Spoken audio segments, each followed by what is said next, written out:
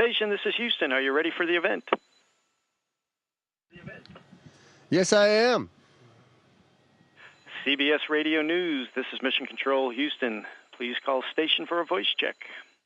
Station, good afternoon. This is CBS Radio News. How do you hear me? I have you loud and clear.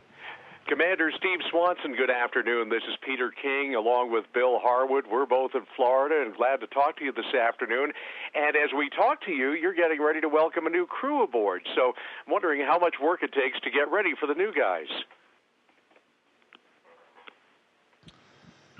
It's a little bit of work. It's not too much. It's just, we still put in the same amount of time each day, and we're looking forward to it. So it's work that's enjoyable because I know the what's going to come out of this work. I'm going to get some new crewmates, and that's going to make life much better up here.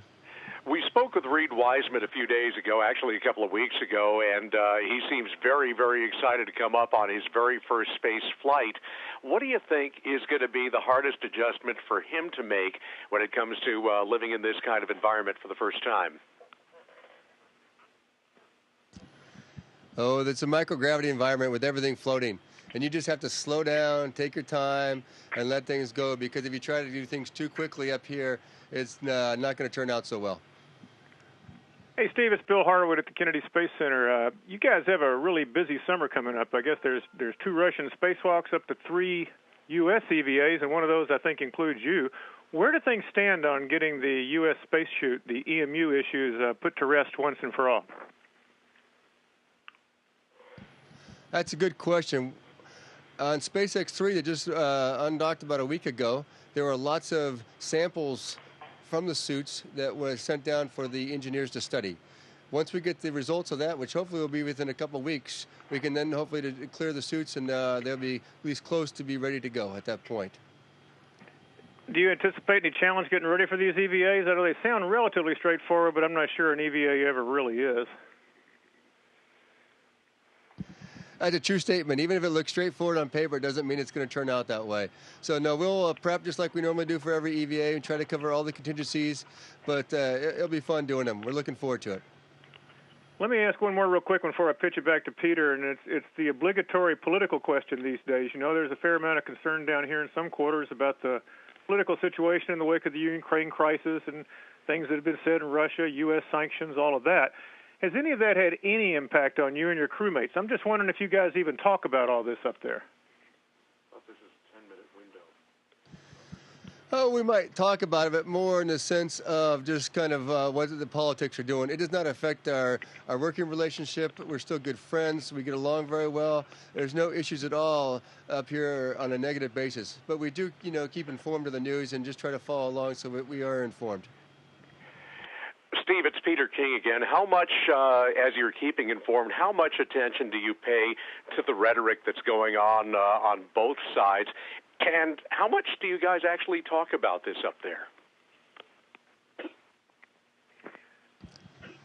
Oh, I read the news just like most people do, and so that's where I get it from. And it's just a glance, to see what was happened today or that kind of information. But we don't talk about it much, honestly, unless something new came up. We'll just see that, and we'll go, oh, yeah, I saw that too. Yeah, well, we'll see what that means. Because we honestly don't know. For us, it all is the same for us. I mean, as in our work day going on, nothing changes. And as a new commander, I'm just wondering if any of this is a particular challenge for you as the guy who does wear the commander's stripes, if you will, up there. No, not so far. It's not been an issue so far at all. We've not had any issues up here, and our mission controls are working together very well, too. It's all going fine and smoothly. You've got a really busy increment ahead this summer, a lot of activity, a lot of visiting spacecraft. Tell us a little bit about that and how you prepare for all that activity. Yes, we have a Cygnus coming up. I think June 13th is when it's going to berth. That takes quite a bit of work just to get everything ready to be unloaded and then stuff loaded back onto it. And then, of course, we have to practice the grapple and all the rest of the stuff, so that will be a lot of work. After that, we're going to have ATV and SpaceX almost come close to the same time and to come up, and that's going to be a lot of work. That's a lot of stuff that comes up on both those vehicles, and the SpaceX vehicles have a lot of science on them, so that need to get performed and back on SpaceX and back down. So that's always a very busy time at the same time. One of the things about the experiments is that, in many cases, they're kind of a turnkey. That is, there's not a lot you do because the scientists are controlling them on the ground or whatever. I'm curious about the kinds of things that you're working with hands-on up there. Well, the most hands-on we do, of course, are on ourselves. We do many experiments on ourselves, from ultrasounds to eye experiments to all sorts of things. But for other ones, right now, I'm actually growing lettuce as an experiment, and I have to water it and tend to it every day. Hey, it's Bill Harwood one more time. How important is it to get 6 crew back on board? Just talking about the science ops, I've always thought that, there's only 3 up there. It's pretty hard to do much besides just maintain the thing. Well, I'm getting a pretty good amount of science done even right now with just the 3 of us. It does limit, though, quite a bit. So with the full complement up here, it would definitely help our science utilization. It's back to Peter again. I'm just wondering, from a personal standpoint, when you're up there for 6 months at a time, there are an awful lot of things that you miss, and I'm wondering if you're missing any important personal or family milestones while you're there. Yes, I am. Actually, in about a week, my son is going to graduate from high school, and my youngest son, and I'm going to miss that, unfortunately, but I will get to hopefully video con in and get to watch part of it at least. And so that's a little, sad for me, but we've talked about it. We both understand it, and then we'll move on from that point. But that's one of the biggest things going on for the summer. Well, a few weeks ago, we had Rick Mastracchio deliver the commencement address, or at least part of the commencement address for University of Connecticut. Do you have any such thing planned for your son's high school graduation? No, not at all. I'm just going to hopefully get to watch it. What has been the most surprising part of your stay so far?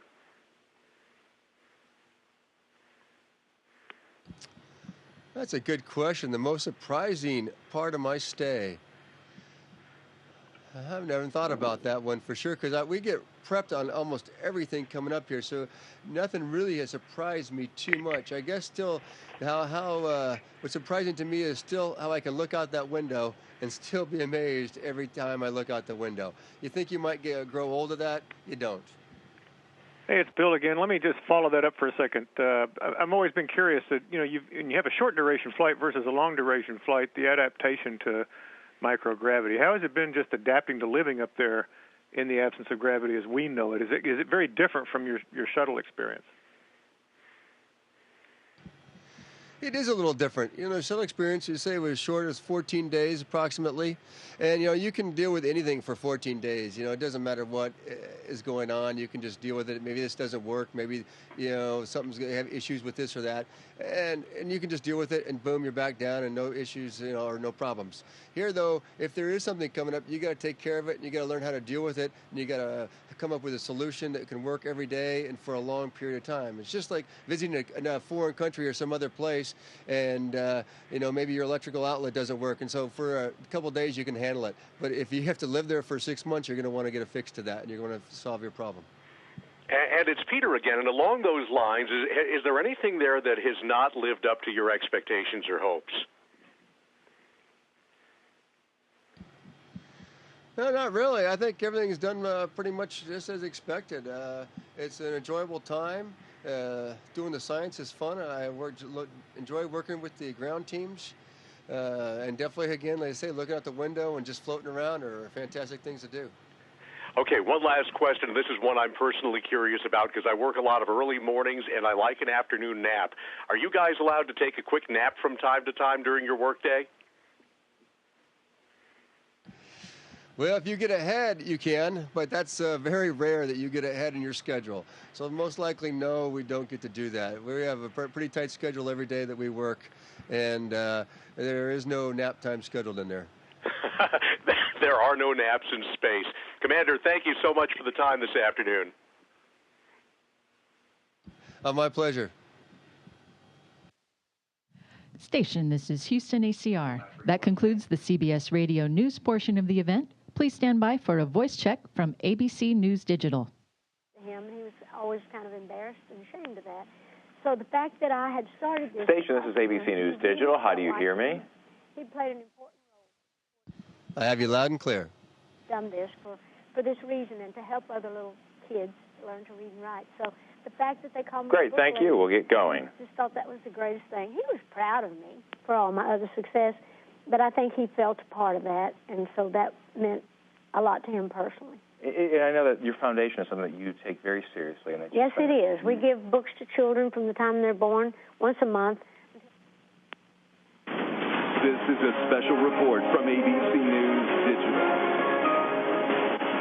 Hello, everyone. I'm Dan Klepler in New York. The relationship between the U.S. and Russia may be tense here on Earth, but there is still some cooperation between both in space. There are currently 2 American astronauts on board the International Space Station, living and working alongside 3 Russian cosmonauts. So to tell us more about the relationship and everyday life on the ISS, I want to bring in Expedition 40 Commander Steve Swanson from the International Space Station, some 230 miles above Earth.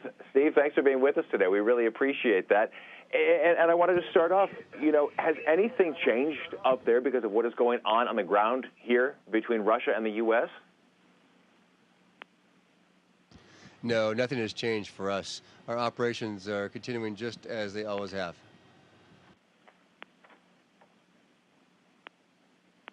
How would you then describe the relationship then between the U.S. astronauts and cosmonauts? Is it a rivalry? Is it a brotherhood in space almost? Oh, it's definitely a brotherhood in space. I mean, we ride up on the same rocket together. We train together.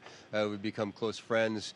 It's not just this crew here, but with other ones we've worked with before on the ground. And so we are definitely a brotherhood of space explorers. Do you talk either among the other fellow astronauts or the cosmonauts, the events that are happening here back on Earth at all, about the politics that's happening? Yeah, we do talk a little bit about the politics. I mean, you almost can't help it. It's in the news, and we watch the news and read the news. And so we will talk about it, but we also know that that's politics, and then we also have our job over here, which is not related. 230 miles above Earth. Everything kind of separates out a little bit. Now, this is the third time you've been at the space station, right? And the first time, though, as a commander. How different, then, is your role? Well, it was quite a bit different. And the first 2 times were on shuttle missions, and they were short duration, and they were to build a space station and concentrating on that task. Now it's totally different for me in that sense, is that now I'm up here for a long duration. My main task is science up here, which is a big difference, and also maintaining the station on a day-to-day basis. And so those aspects are even probably bigger than just doing the difference between being a flight engineer and a commander. As a commander role, though, the big difference is, of course, taking care of the big picture between the ground and us on board and making sure everything's running smoothly in both places. Now, you went on a spacewalk back in April. It seems that there are more and more robotic arms going up on the next kind of equipment runs, if you will. Will there be fewer spacewalks then in the future, given that robotics is going to be playing a larger role? Well, no, I think there will be larger robotic operations, but that's good because I think we're still going to have plenty of spacewalks to do. There's other things that we can do that it can't do, and so if we didn't have the robotic arm helping us, we'd have almost too many spacewalks to do, and we wouldn't get much else done. So it's a great trade-off right now that we have going. All right, let me ask you this then. Given the fact that it is your third trip up there, and you've kind of grown accustomed to life on the ISS, but what are you really missing? What are you craving back here on Earth? Well, of course, being with family and friends is, I guess, the first and foremost on your mind all the time. But if you take that one aside, what do you crave most? And I would say the thing for me is like being able to cook on my grill outside in the backyard and put a nice hamburger or a juicy steak on there and do the whole thing up that way. That's what I'm missing. All right, well, then I won't tell you the fact that we've had some beautiful weather down here recently in North America. But that being aside, you've had some special social media history from your time up there at the ISS, in fact, because you were the first one to Instagram from space. Did you realize that you were going to be this milestone maker? No, I didn't. I had no idea that was happening. So I was kind of taken by surprise about the whole event. You're from Colorado. You love the great outdoors. Clearly, you love barbecuing, grilling outside there, mountain biking, mountain climbing as well. Obviously, you can't do that in space. So what do you do up there to relax for downtime? Well, I still work out, and that does help me relax. But for other downtime, looking out the window is the number one downtime you can have. It's not being outside, but I get to see some beautiful scenery. It's like you got to climb to the top of some big mountain, and then you get to look out upon the valleys and everything below, and that's still a great thing to see. So that relaxes me too. Besides that, a little watching TV and just hanging out with the guys. Watching TV. All right, what are your favorite shows then when you guys are up there? I'm assuming there's maybe one or a limited number of television sets up there, so you guys have to kind of agree on what everyone's going to watch, right? Well, we watch them on our laptops, and so you can, if we're watching together, we'll of course have to be all huddled around a little laptop screen, and we do, of course, watch some sports. Since that's a standard nice group activity to do, but there's also some other shows, anywhere from like Game of Thrones or stuff like that we watch together. So tell me a little about the work that you guys are doing up there. What are some of the experiments that you guys are conducting? Oh, there's many experiments. There's over 170. So there's different types. There's ones that are like outside that we don't even touch, which I think are very interesting. The alpha magnetic spectrometer, which is trying to look for dark energy and dark matter and antimatter, which is I find fascinating. We got that HD camera that's outside, looking down and taking pictures, and people can see it online. I think that's great. We also have Opal's experiment, which is trying to use lasers to communicate to the ground in a very high bandwidth. That's great. Inside, though, we do many other experiments. Most of them are on, right now, or seem to be on plants and working with them, or on the human body, and working on ourselves and trying to figure out how we are adapting and what are our bodies going through for the changes for living up here. So you guys are actually growing plants up there, like common, ordinary, everyday plants? Yeah, right now I'm growing romaine lettuce and trying to get it to grow up to be a large plant that we could possibly eat. This is just the first time we're trying this, so I'm actually not going to get to eat it, though I have to send it back to the ground where they have to analyze it and check out what microbes are on it, etc. Is there anything interesting or different about this one that would cause it to be not edible? So we're kind of taking it safe first, and but it's starting to look pretty tasty, though, I'll tell you that. Hey, fascinating. Well, we certainly appreciate your time and all the work that you guys are doing up there on the ISS. Steve Swanson, thank you so much. We certainly appreciate that. This has been an ABC News Digital Special Report. You can keep up with the story in real time, downloading the ABC News app, starring the story for exclusive updates. Station, this is Houston ACR. Thank you. That concludes the event. Thank you, CBS Radio News and ABC News Digital. Station, we are now resuming operational audio communications. Well done, Swanee. Thank you.